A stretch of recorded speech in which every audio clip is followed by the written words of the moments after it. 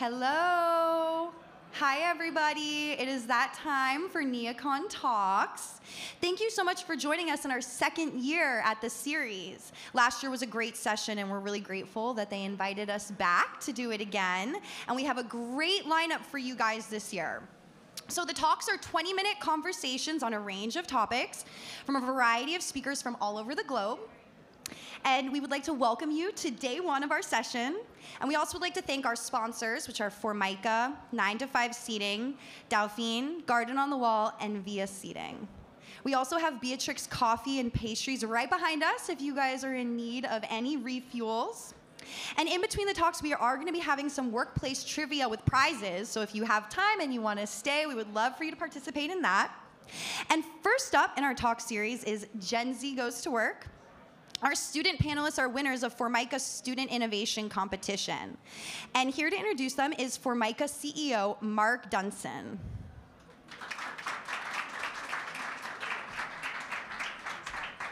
Thank you very much. Thank you for coming to this exciting session this afternoon where we honor some folks that participated in the design competition that we did. Something we like to do to support the industry and up-and-coming designers, architects, industrial designers that are studying to become part of our industry. We started the Form Design Competition in 2008, and at that time, we commissioned several preeminent architects and designers at that time, folks like Zaha Hadid, Michael Graves, Massimo Vignelli, and Bernard Schumi. And we have a number of their works actually displayed in our headquarters, which was pretty exciting. About 7 years ago, we kind of took a little change to move this to more of a student-focused competition. It will normally receive between 100 and 200 applications each year from Canada, US, and Mexico. And today you'll have the honor of meeting two of the two finalists. There were 3 finalists, but one couldn't make it, but 2 of the finalists who will be interviewed by Work Design Magazine, which we'd also like to thank for sponsoring this session as well. So without further ado, I'll hand it back, and we'll get started with the discussion. Thank you, Mark. Thank you. And the winning piece is also right behind everyone right here. So the student winning furniture has been produced, and you guys can check it out after. Yes, thank you so much for pointing to it. So now I would like to introduce Audrey and Callie to the stage.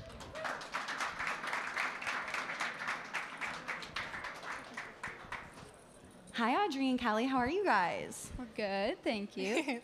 So we have 2 first-timer NeoConners here. Do we have any other first-timers in the crowd? Welcome. Well, welcome to NeoCon. Thank you. Tell us, what are your thoughts so far? It's been an amazing experience so far. There's so much to see. I mean, we've only been here a couple hours, but we've seen so much already, and there's so many exciting products. Yeah. Product overload, in a good way. Yeah. All right, well, let's talk about your projects, since that's what we're here to talk about.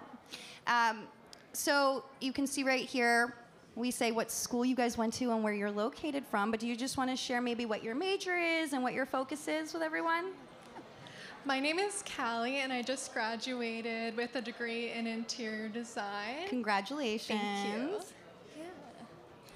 And I'm Audrey Weiss, and I'm currently going into my junior year at Purdue University, and I'm studying industrial design. Love it. Very cool. Are you doing any internships this summer? I'm hopefully going to get one next summer. So anyone who would like to hire, she's available. All right. So we're going to talk a little bit about your winning projects. Callie, would you like to share with everyone a little bit about your project? Of course. So my project is called Notions, which is so it's a dining table as well as a storage unit and 2 desks. It kind of becomes a teleworking station, and the name is a nod to both sewing supplies and new ideas, because the project was actually inspired by vintage sewing boxes and the extreme functionality they have of all the different compartments folding out. And the design was really inspired by mid-century modern design as a whole, because the movement is all about form follows function. So for me, that was where I was really inspired to create something that would be super functional and would fit a small space. Yeah. I love that it's based off of a sewing kit. That makes so much sense because I was thinking like these are all these little compartments and it almost looks like this little nest or this basket, and then you can pull it out and it really can be whatever work surface you want it to be. Exactly. I wanted it to be something that was really versatile that I could picture people using. Yeah, absolutely. Very cool. And is there anything else about winning and because you are the winner, tell us about just like how that feels to put in hard work and effort for something. It's been such a rewarding experience to just something that I created at home on my reading week, and to see it come to life here in Chicago. It's so crazy. I was speechless when I saw it. It was kind of shocking, like seeing it. What's the come to production life. process like? Like you send them all of the measurements and then you kind of see what the end result is? So when I submitted it, I actually gave them CAD drawings as well as elevations, and I gave that to them, and then they were able to bring it to life just with that, and so it was perfect. And is it exactly what you imagined it would look like? Yes, it's spot on. Very cool. Well, congratulations. Thank you so much. Very exciting. Very exciting.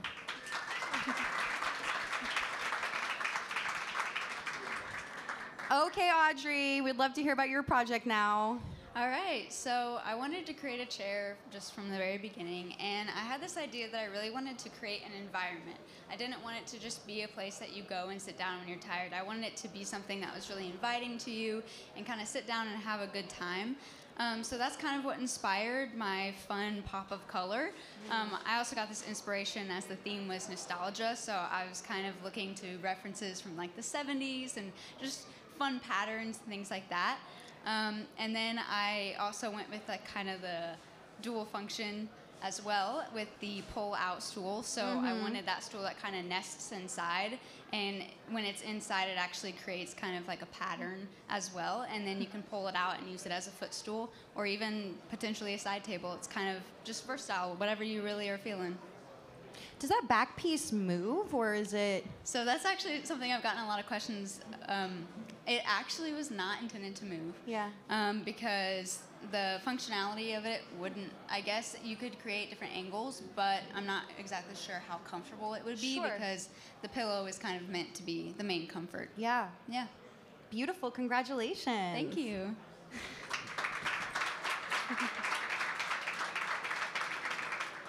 All right, y'all. So we're going to have a little bit of a transition from talking about designing products, and we're going to talk about you all as designers. So let's talk a little bit about the student to professional pipeline. I'd love to know and talk to you guys about what you feel like you maybe haven't had exposure to, whether it's in school or your internships, or I know it's your first day, but now that you're kind of here in this professional environment, what skills are you excited to acquire when you guys start your journey as professionals?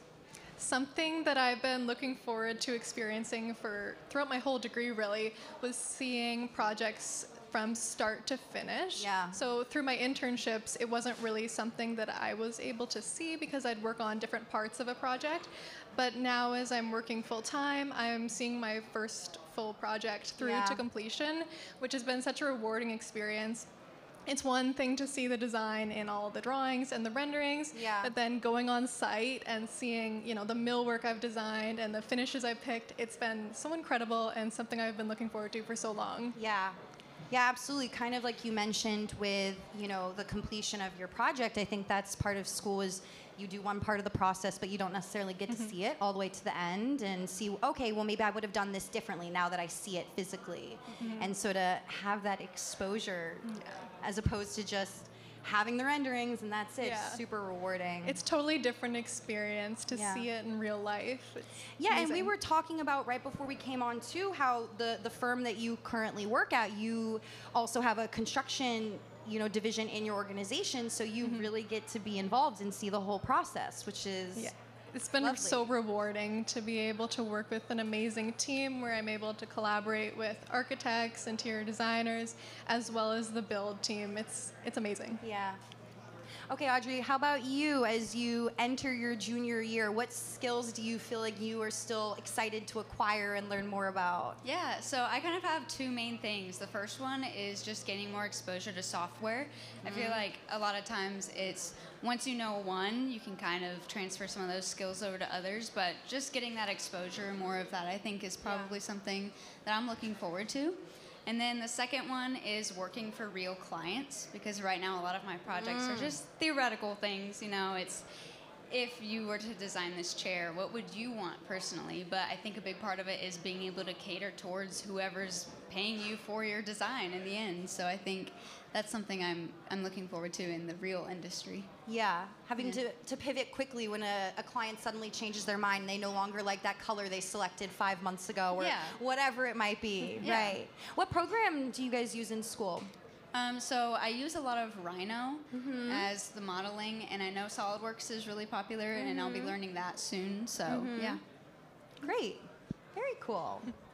All right, well, let's continue on this trajectory of that student to professional pipeline. We want to talk a little bit more about what Gen Z wants in the professional environment. So I'd love for you each to just share with me a little bit about, you know, as you think about entering your professional career, what do you look for or what do you want in an office environment? What do you think is like your dream office environment? I think for me, a flexible work environment is my favorite because I think it's so important as designers to collaborate, but at different stages of the process, sometimes you want to be alone, right? Yeah. So I really enjoy an environment where there's a lot of room to collaborate and work in a more casual setting, and then more of a private environment where you can kind of retreat and focus and take calls especially. I really enjoy that. Yeah.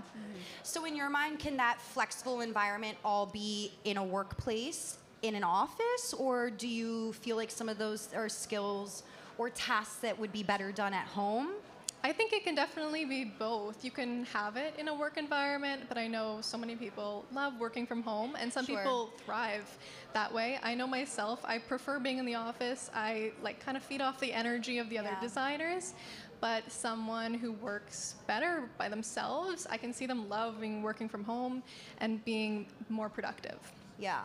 Yeah, but I agree with you. A lot of people that I've spoken to, it sounds like when you're starting your career, and I would say a lot of people in this room probably had that experience, myself included, you know, getting to just be around other people and like almost like through osmosis, just kind of soak in how they communicate with clients, like how they deal with tough questions, you know, really being able to see that as something that I think technology is catching up, but it's still hard to do that over Zoom or Slack or whatever other platform we might be using. Yeah, I find even with clients over the phone, we can kind of miscommunicate in ways that don't happen in person. Yeah. One more question for you, since you are working right now. I know that this was an internship for you prior to working. So are you noticing any changes? Do you have like additional responsibility? Do you get to be more client facing? Like what's kind of that transition for you from, you know, being an intern someplace to then working someplace professionally? So as an intern, I mainly just helped other designers with their projects. So I would just take on different tasks that was assigned to me. And now that I'm full-time, I'm able to take on my own clients. So I'm in charge of managing the project from start to finish. So if I need something, I can of course ask for help, but basically it's on me to finish the project and see it through, which is intimidating, but I found it so rewarding. And to have my designs come to life is just totally different than working on someone else's design just in bits and pieces. Yeah, absolutely. And also probably comforting to know that, you know, your organization trusts you to do that. Yeah. And I think that's that's very empowering to know, okay, my colleagues trust me to do this, therefore I can do it. I know I can make this happen. Yeah, something my boss says to me all the time. He always says, trust your gut. You know what to do. Just trust yourself and you'll get it done. You always do. Very cool. Very cool. All right, Audrey, how about you? Tell me a little bit about what environment you look for in work or what you envision kind of your ideal work setting being. Yeah, so I actually agree with a lot of things that she said. I think the flexibility and the kind of casual environment is something that I really enjoy. A nice blend of getting able to work at home, but also working in the office with people and collaborating. I think a lot of that depends on the certain stage of design that you're in. You know, in the beginning, maybe more of it's, brainstorming, just throwing out ideas, and then towards the end, you're really collaborating and bringing all the people together to make sure that something comes together nicely. And so I think those different stages kind of allow you to do whatever you think works best for you and then come together as a team at the end. Yeah. So I really like that you can kind of do both of those things with the flexibility of working from home and also being in the office. Yeah. Yeah. And I love that both of you keep referring to team, because although, you know, everyone has individual responsibilities, this is very much a team industry where you really have to collaborate with a lot of people.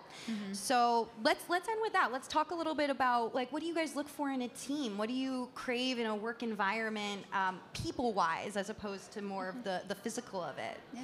I love working with my coworkers because they're so open and easy to talk to. Even while we're both working, we just chat about even just the emails we've gotten that day. It's so nice to be able to bounce ideas off each other and chat about projects in an informal setting rather than a whole team meeting. We just chat, keep each other updated. Especially, I sit next to an architectural designer, and so sometimes she'll do the architectural design, and then I'll do the interior design. So it's really enjoyable to be able to talk to her about what she envisioned when she was designing the space, and then how that translates into the interior design. So working with a team that's open and eager to help, and it's just such an amazing experience, and one that I hope everyone gets because it makes a big difference. Lovely. One of my favorite things about working in a team, I think naturally this kind of industry, it allows you to kind of be overly critical of certain things. You know, when you're working on a project and you've been looking at the same thing for however long, sometimes I can find myself taking one little detail and spending too much time on it. And I think sometimes it's nice to have someone who's sitting there next to you and saying, Audrey, this looks fine. Like, you don't need to be overthinking it. And I think that's really helpful because it's just really a big support team, and I really love that. Yeah. One other thing I noticed that both of you mentioned is this desire for an informal work setting. And I think it's interesting to hear you say that as designers because creating that environment can occur through the physical, right? Like if someone craves, I want to feel this casual setting, that doesn't just like magically happen in your head, right? It's you design a space that makes people feel like they have that experience. So I know that you work at a residential firm right now, and do you guys feel that there's this desire in your designs and when you guys are thinking about projects to kind of create those informal settings, create these more maybe residential or lounge or, you know, informal spaces in a work environment? Definitely, and I think it translates to residential design really well. Just like in a home, you have maybe a formal dining room versus a family room, and that's something I love to see in corporate design. It works so well. Yeah, I definitely agree with that. Yeah, I think that's a trend to stay too. Yeah. Very cool. Well, I want to thank you two both for being here with us on your first day in NeoCon. We really appreciate it. And we're at time now, so thank you so much, Audrey and Callie. Thank you, Katie. Thank you.